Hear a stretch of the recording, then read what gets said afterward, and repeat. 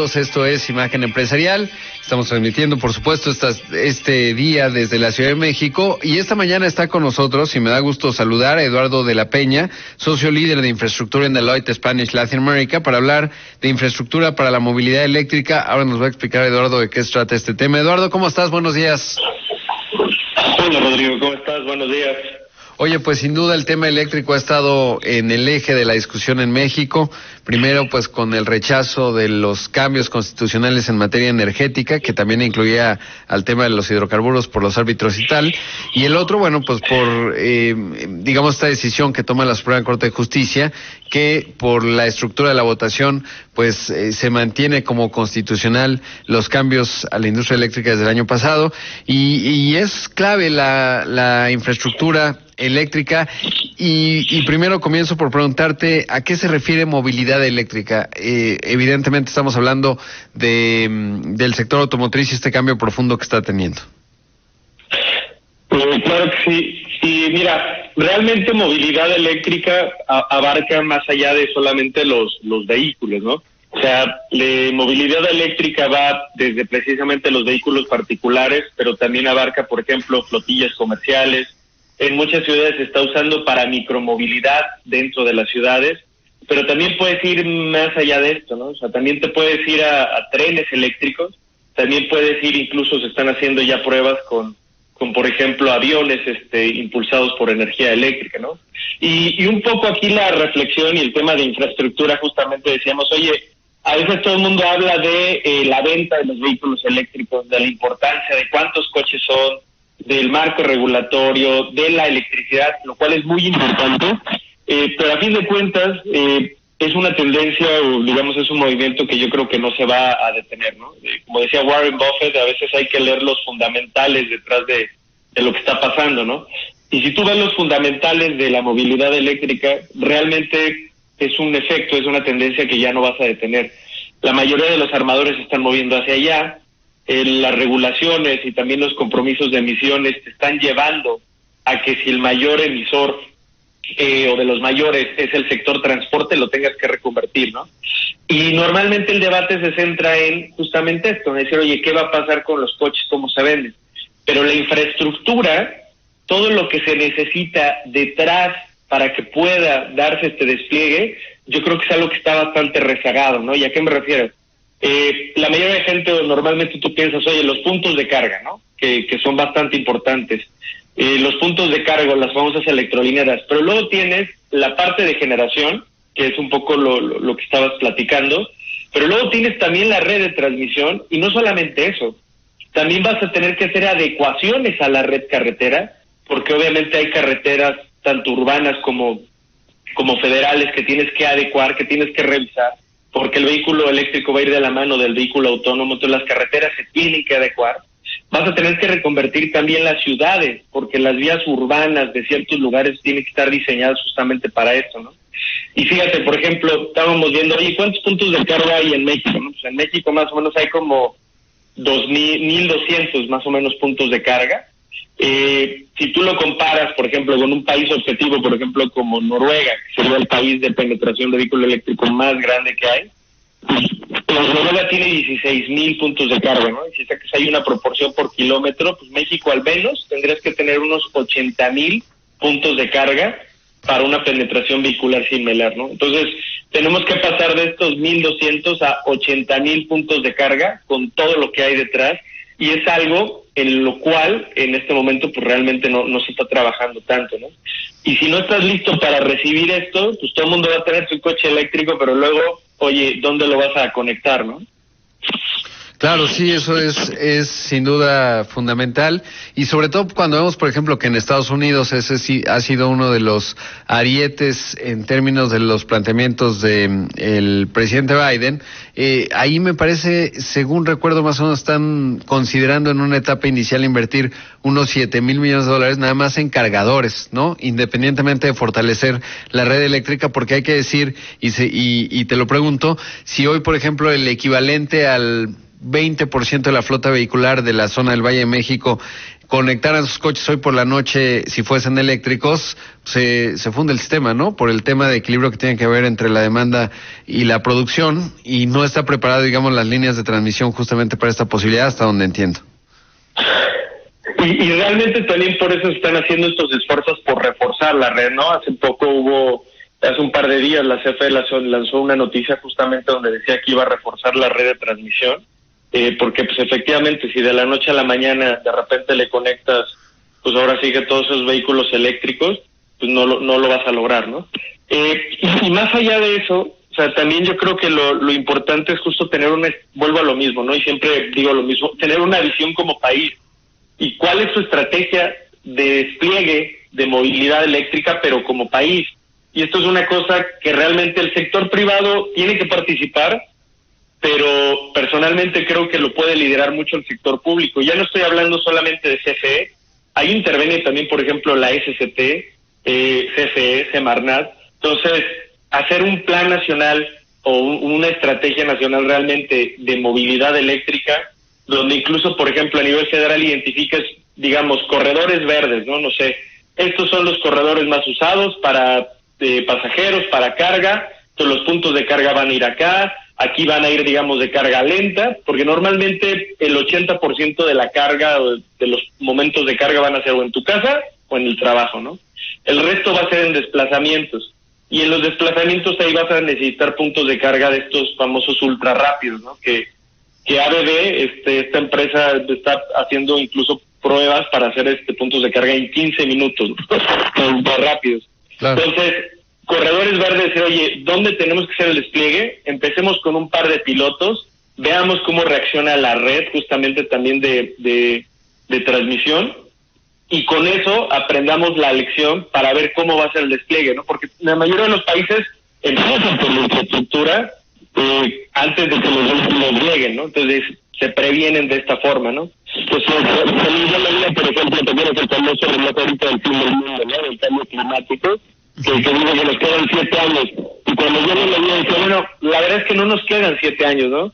Si agarran los 7 años y dices, por ejemplo, desplegar vehículos eléctricos, ¿no? ¿Cuánto tiempo te va a tomar hacer la red de transmisión? ¿Cuánto tiempo te va a tomar hacer las electrolineras? Pues échale 2 años. ¿Cuánto es de planificación? Pues otros 2 años. Y ya te aventaste 4, realmente no te quedan 3, ¿no? Para empezar a hacer las cosas. Entonces, pues claramente todavía no estamos preparados para lo que queremos que sea, digamos, el mercado, que también va a tener un mercado bastante importante, y México tiene un potencial como industria para posicionarse en movilidad eléctrica, yo lo creo. Y entonces yo creo que es momento de empezar a ver también la infraestructura, ¿no? Que normalmente se deja detrás, y cuando llega el momento de necesitarla, ya vas rezagado, ya vas tarde.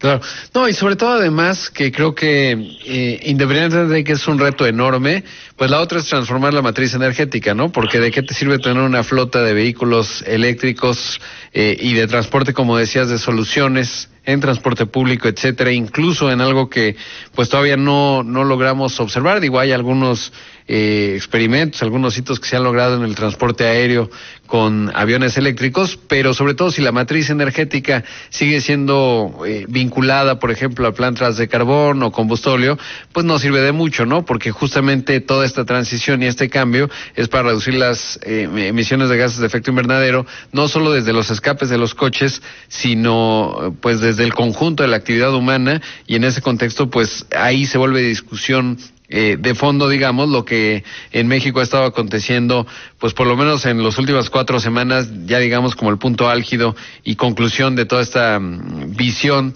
energética que se ha planteado desde hace un par de años. Y en ese contexto, bueno, pues también ese es el otro lado del cambio que tienen que considerar los países. Pero va a llegar, o sea, va a pasar. Es algo, digamos, que no se va a poder detener, ¿no? Y seguramente en un par de meses o años va a haber un cambio en la matriz. La misma Comisión Federal de Electricidad ahora está explorando y tiene un convenio, es público, con la Agencia Francesa de Desarrollo, justamente para explorar nuevos modelos digamos, basado en energías renovables, ¿no? Entonces también hay movimientos que se están dando al interior más allá del debate político, y también hay inversionistas interesados, ¿no? Y por ejemplo, pues también otro factor que tienes que considerar es el tema del hidrógeno, que eventualmente te puede llevar a...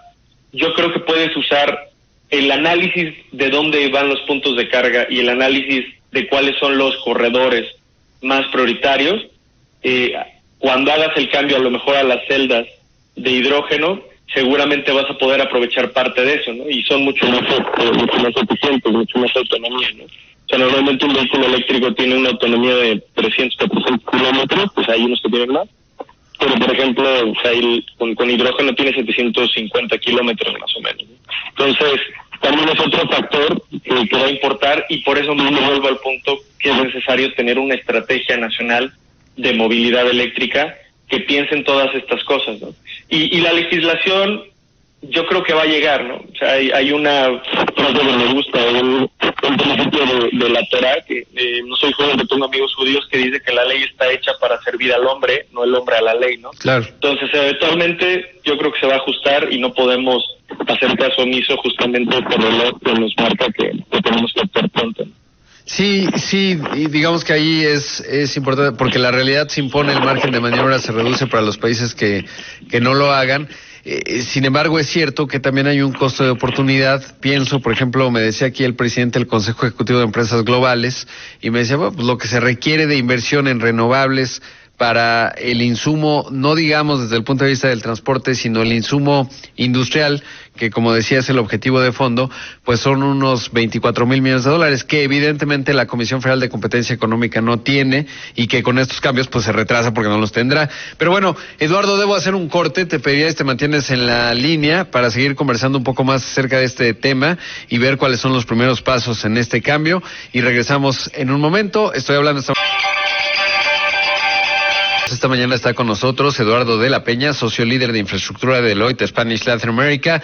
Eduardo, bueno, pues estamos hablando de la movilidad eléctrica, lo que has mencionado en términos de la necesidad que se requiere de tener una visión integral al respecto, lo que tiene que ver con la red de transmisión, los puntos de carga, las carreteras, por supuesto, el papel que tienen las empresas. De hecho, varios de los directores generales de compañías automotrices en México lo han dicho en este programa y en muchos foros en varias ocasiones, que esto pues tiene que ser, digamos, y como lo mencionas, un acompañamiento liderado por el sector público, sobre todo pues porque hay varias piezas móviles que no dependen únicamente de las empresas, y en ese contexto, bueno, pues se requiere ese liderazgo y se requiere ese planteamiento para poder lograr objetivos. Y planteaba yo también pues el tema de la transformación de la matriz energética en México, las inversiones enormes que eso requiere, y que prácticamente si uno ve las finanzas públicas y sobre todo las finanzas de la CFE con pues, las tarifas domésticas subsidiadas, etcétera, pues no se ve que pueda tener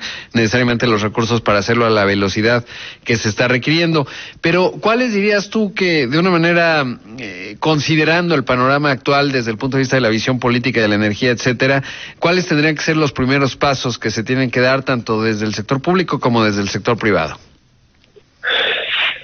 Mira, realmente yo siempre pienso que lo primero es definir a dónde quieres ir, ¿no? Y volvemos al punto. Hace falta una estrategia nacional de movilidad eléctrica, donde tiene que ser obviamente en conjunto, por ejemplo, la SCT, con CFE, con Semarnat, cómo queremos hacer el despliegue como país, cuál es nuestra posición ante digamos, esta tendencia. Y dentro de esta estrategia ya decir, oye, estos son las prioridades, estos son los corredores. Así va a ser el esquema de desarrollo de puntos de carga, ¿no? Que platicando con un par de amigos decíamos, mira, estas electrolineras incluso podrían tener un modelo de desarrollo pues quizá similar, o aprender lecciones de lo que pasó con las gasolineras cuando empezaron con Pemex, ¿no? Que realmente el nivel de distribución que tienes ahorita en las gasolineras es bastante amplio. Podrías tener un esquema híbrido a lo mejor de electrolineras, incluso con asociación público-privada entre el gobierno. Entonces, yo creo que lo que hace falta es realmente esta definición de visión, de qué queremos, qué estrategia queremos, cómo vamos a hacer este despliegue, cuál va a ser el esquema de desarrollo, la normativa que hace falta. O sea, hay mucha normativa que hace falta, y ya no hablo solamente de la ley eléctrica, sino también cuáles van a ser las normas que se tienen que poner para los puntos de carga, todo esto, ¿no? Entonces, si me preguntas, yo empezaría con el primer paso, una estrategia nacional, una hoja de ruta hecha por el sector público y el sector privado, y a todos nos conviene, Rodrigo. Esto tiene también un ángulo de crecimiento y de desarrollo económico, ¿no? Platicaba con un gobierno, por ejemplo, con la gente de Baja California. Ellos están haciendo su tarea y dicen, oye, me estoy preparando, uno, pues porque tengo la ventaja que estoy al lado del gobierno de California, ¿no? Que va al 2035, todos los vehículos van a ser eléctricos. Tengo una industria ya automotriz bastante fuerte. ¿Cómo puedo aprovechar esta tendencia para que el desarrollo económico, digamos, me llegue a mí también, ¿no? Entonces están haciendo el trabajo para ver cómo posicionarse, en qué segmento, en qué nicho, cómo va a ser el despliegue, y más allá también del debate del litio, ¿no? Que la extracción es importante, pero realmente ya hemos visto que lo importante es irte hacia el conocimiento, hacia el final de la cadena. ¿Dónde está, pues ahora sí que los mejores márgenes? Pues en la parte de innovación. Entonces, los estados también pueden hacer mucho trabajo por su cuenta, independientemente digamos, de la regulación federal, porque de todos modos, te digo, es algo que eventualmente creo que va a tomar forma, pero te tienes que anticipar. Estados que se quieran posicionar realmente en esta industria, tanto para uso propio como para crecimiento económico, lo pueden hacer, y muchos lo están haciendo en este momento, ¿no? Entonces, yo lo que le diría que el paso número 1, vital, importante, esta estrategia, hoja de ruta de la industria que queremos como país y también a nivel de Estado, ¿no? Sí, ahí justo ahora que mencionabas el tema del litio, yo creo que un gran ejemplo a propósito del tema petrolero, lo mencionabas hace un rato, es Noruega, el país que tiene más penetración de movilidad eléctrica en términos de vehículos, y que es un país petrolero, que tiene un fondo petrolero y que se dio cuenta que la gestión de un recurso natural básico, que lo seguirá haciendo relativamente los hidrocarburos, pues tienen que centrarse no en el gasto inmediato, digamos, sino en cómo lo utilizas de manera inteligente, y es casi una paradoja que un país petrolero como Noruega hoy sea el país que tiene más penetración de vehículos eléctricos, y eso habla pues de la visión de largo plazo que se tiene que tener, más allá de las discusiones, pues a mí me parece muy centradas en vernos el ombligo, digamos, cuando me decía aquí el presidente de la Cámara Minera, pues ni siquiera sabemos la calidad del litio mexicano, etcétera, y ya se repartió, ¿no? Me decía él, me encantó la metáfora, se están repartiendo los becerros y no tenemos ni la vaca, pero bueno, pues esa es otra discusión. Lo cierto es que lo que planteas me parece clave, esta visión, y sobre todo lo que ya se puede hacer a nivel de los gobiernos estatales, por supuesto, del sector privado, que está más que interesado, y claro, eventualmente pues el margen de maniobra habla de que este cambio tiene que darse también desde el gobierno federal. Eduardo, te agradezco mucho la entrevista, muchas gracias. Gracias a ti, Rodrigo, que estés bien. Ahí escuchamos a Eduardo de la